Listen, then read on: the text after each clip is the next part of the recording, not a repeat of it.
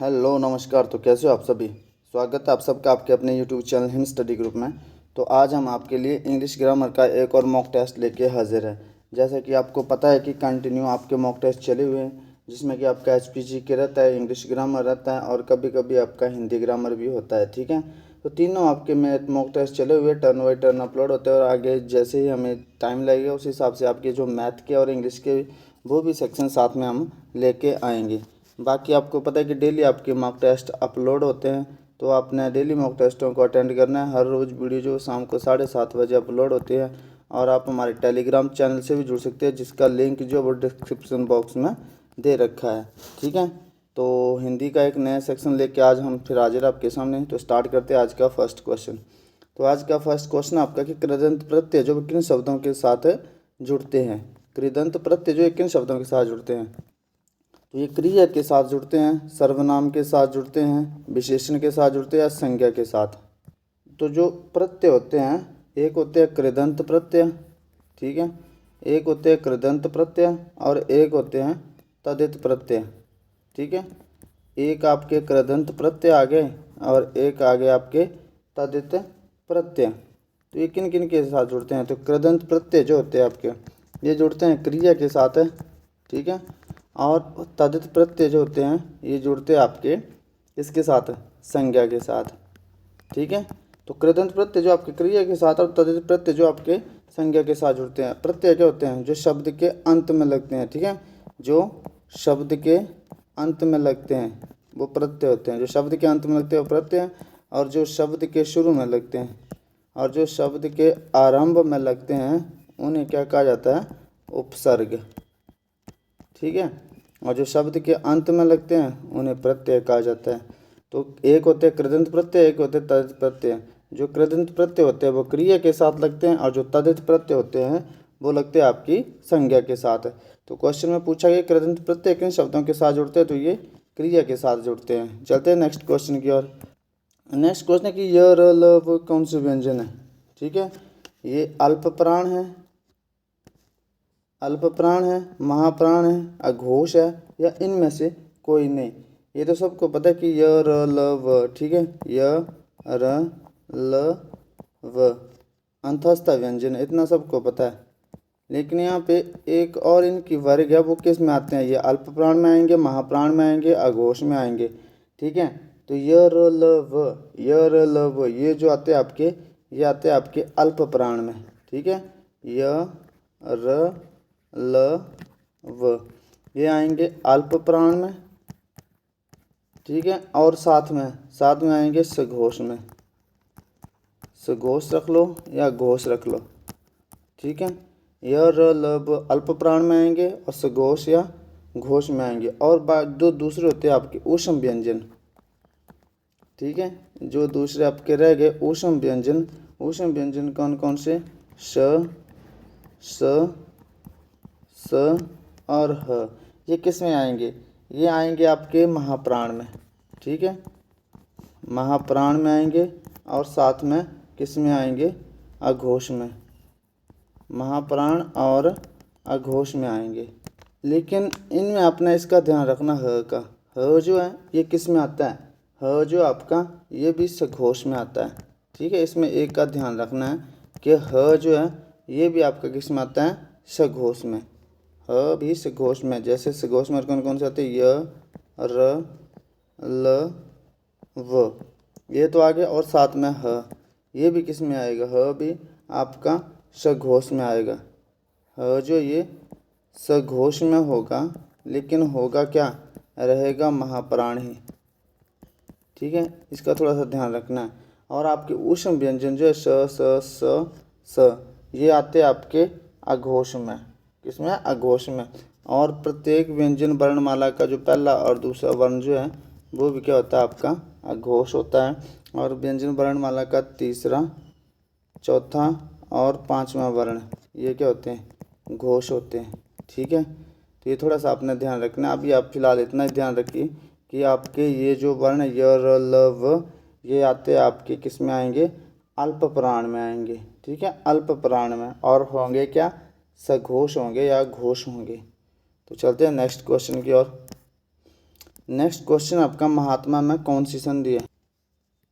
तो अब आपको बताना है कि महात्मा में कौन सी संधि है। तो संधि विच्छेद करेंगे तो क्या बनेगा इसका, महा जमा आत्मा।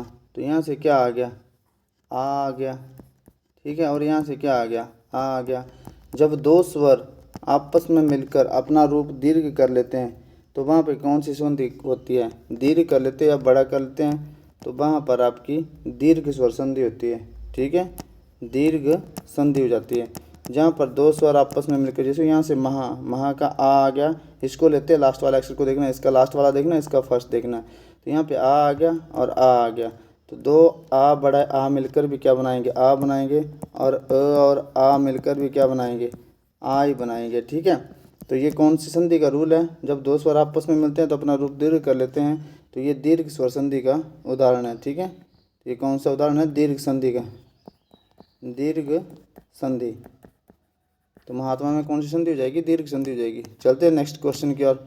नेक्स्ट क्वेश्चन है कि कमलेश में कौन सी संधि है। तो कमलेश का संधि विच्छेद करना सबसे पहले तो आपने, एक कमलेश शब्द आ गया आपके पास, कमलेश शब्द आ गया, ठीक है। अब इसको जब संधि विच्छेद करेंगे तो दो शब्द बनाने प्रॉपर, जब भी संधि विच्छेद करेंगे तो सबसे पहले दो प्रॉपर शब्द बनाने। तो कमल आ गया एक, और कमल जमा ईश, ठीक है, कमल जमा ईश।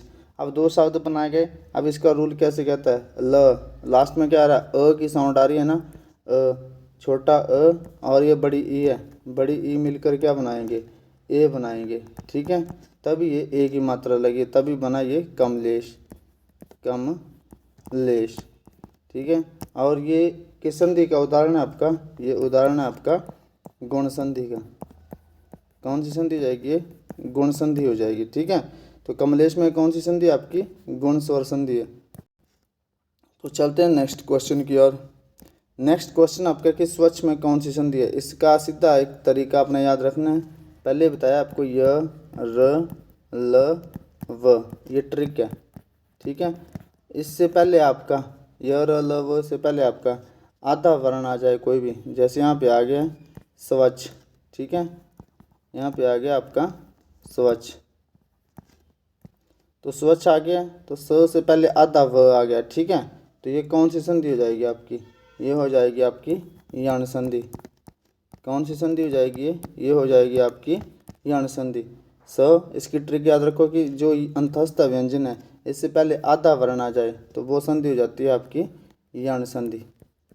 बस इतना ध्यान रख लो, यण संधि। तो इसमें हो जाएगी आपकी कौन सी संधि है, ये है आपकी स्वच्छ में कौन सी संधि आ जाएगी, यण संधि आ जाएगी। इसमें शायद आपका ऑप्शन नहीं दे रखा है तो मैं इसका ऑप्शन देता हूँ, एक यण संधि आ जाएगी इसमें, ठीक है। इनमें से कोई नहीं है, यण संधि। अब इसका संधि विच्छेद कैसे करेंगे, ठीक है। ये स्वच्छ लिखा है तो इसका संधि विच्छेद कैसे करेंगे, वो भी तो करना पड़ेगा। स्वच्छ, तो इसका संधि विच्छेद हो जाएगा सु, ठीक है, जमा क्या हो जाएगा, सु जमा आच्छ हो जाएगा, ठीक है, सु जमा आच्छ हो जाएगा, स्वच्छ सु जमा आच्छ। और यहाँ पे ऊ आ जाएगा, छोटा ऊ, और फिर क्या आ जाएगा, छोटा ऊ और अ मिलकर क्या बनाते हैं, ये व बनाते हैं, ठीक है। तो स्वच्छ, रूल नहीं याद रखना, रूल थोड़ा डिफिकल्ट है, आप सीधे ये रखिए कि अंतस्थ व्यंजन आ गए आपके, उससे पहले आधा वर्ण आ गया तो वो संधि हो जाएगी आपकी यण संधि। चलते हैं नेक्स्ट क्वेश्चन की ओर। नेक्स्ट क्वेश्चन है कि देवासुर में कौन सा समास है। तो सिंपल सा, इसको विग्रह कर लो, देव और असुर, ठीक है। तो और कारक विभक्ति आ गई, तो ये किस में आता है, देव और सुर। देव और सुर कारक विभक्ति नहीं आई है, सॉरी, लेकिन देव और असुर दोनों पद के आगे प्रधान आ गए, दोनों पद प्रधान आ गए। और जिस समास में दोनों पद प्रधान होते हैं वहाँ पे कौन सा समास होता है आपका, वहाँ पे होता है आपका द्वंद्व समास। जहाँ पे दोनों पद प्रधान होंगे वहाँ पर होगा आपका द्वंद्व समास। तो देवासुर में देव और असुर, ये कौन सा समास हो जाएगा, द्वंद्व समास हो जाएगा। चलते हैं नेक्स्ट क्वेश्चन की ओर। नेक्स्ट क्वेश्चन आपका, वाच्य कितने प्रकार के होते हैं। तो वाच्य जो आपके होते हैं 3 प्रकार के, ठीक है। एक होता है कृतवाच्य, एक होता है आपका कर्मवाच्य, और एक होता है आपका भाववाच्य। तो वाच्य होते हैं आपके 3 प्रकार के, कृतवाच्य, कर्मवाच्य और भाववाच्य। चलते हैं नेक्स्ट क्वेश्चन की ओर। लंबोदर में कौन सा समास है?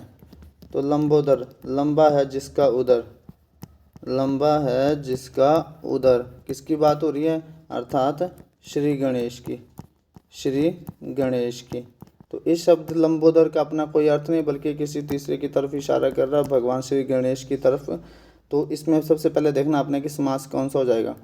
समास आ गया आपका बहुव्रीहि, ठीक है, समास आ गया बहुव्रीहि है। लेकिन यहाँ पे पूछे कि लंबोदर में कौन सा शब्द है, शब्द पूछे यहाँ, ठीक है। इतना आपने विग्रह कर दिया, बोलते कि इसको लंबा है जिसका उदर अर्थात श्री गणेश, समास आ गया इसमें बहुव्रीहि है, ठीक है। लेकिन शब्द पूछा है, रूढ़ शब्द है, यौगिक शब्द है या योग रूढ़ है। ये रूढ़ शब्द वह शब्द होते हैं जिनका कोई भी खंड या भाग सार्थक ना हो। यौगिक शब्द 2 शब्दों से मिलकर बने होते हैं, जैसे विद्यालय, विद्याजमालय। लेकिन योग रूढ़ वह शब्द होते हैं जिनका कोई शब्द मतलब जो जिस शब्द का अपना कोई अर्थ नहीं होता बल्कि किसी और की तरफ इशारा करते हैं, ये योग्य भी होता है। जो रूढ़ शब्द, योग रूढ़ शब्द आपका ये योग्य भी होगा, लेकिन ये इस शब्द का अपना कोई अर्थ नहीं होगा, किसी और की तरफ इशारा करेगा। मतलब कि जो बहुव्रीहि समास के अंतर्गत शब्द आएगा वही शब्द आपका योग रूढ़ के अंतर्गत भी आएगा। चलते हैं नेक्स्ट क्वेश्चन की ओर। वृक्ष पर पक्षी बैठे हैं। तो वृक्ष पर पक्षी बैठे हैं, तो यहाँ पे पर भी व्यक्ति आ गई, कर्म कारक, अधिकरण कारक, संप्रदान कारक या अपादान कारक। तो मैं पर के लिए कौन सा व्यक्ति आती है? अधिकरण में पर, ठीक है। तो वृक्ष पर पक्षी बैठे हैं, कर्ता ने कर्म को करण से, संप्रदान को के लिए अधिकरण में पर। तो के वृक्ष पर पक्षी बैठे हैं, तो इसमें कौन सा कारक आ जाएगा? आपका अधिकरण कारक आ जाएगा। चलते हैं नेक्स्ट क्वेश्चन की ओर। नेक्स्ट क्वेश्चन आपके कि श कौन सा वर्ण है? अंतस्थ व्यंजन है, ऊष्म व्यंजन है या फिर स्पर्श व्यंजन है, ठीक है। ऊष्म व्यंजन है या फिर स्पर्श व्यंजन है। तो आपको पता है कि जो आपका श षटकोण वाला, तो ये आपके जितने भी, ये थोड़ा सा उल्टे पुल्टे लिख दिए, ऊष्म व्यंजन आ जाएगा। तो आप लोगों को पता है कि ये ऊष्म व्यंजन है, क्योंकि आपका श हो गया, श हो गया, षटकोण वाला स हो गया, ह हो गया, ये सारे आपके किसके अंतर्गत आते हैं? ऊष्म व्यंजन के अंतर्गत आते हैं। तो श षटकोण वाला स कौन सा व्यंजन? आपका ऊष्म व्यंजन है। और इसका उच्चारण स्थान क्या? श का ध्वनि कौन सी है? ये मूर्धन्य ध्वनि है, ध्वनि मूर्धन्य ध्वनि है। तो श कौन सा वर्ण? आपका ऊष्म वर्ण हो जाएगा। तो ये था आपका आज का सेशन। तो डेली आपके लिए सेशन जो अपलोड होते रहते हैं, तो आपने डेली वीडियो को वॉच आउट कर लेना है। बाकी आपको पता है कि आपके अपकमिंग एग्ज़ाम अब नज़दीक ही हैं, तो डेली आपके लिए मॉक टेस्ट अपलोड होते ही हैं। तो ये था आपका आज का सेशन। तो मिलते हैं नेक्स्ट सेशन में, तब तक के लिए जय हिंद, जय भारत।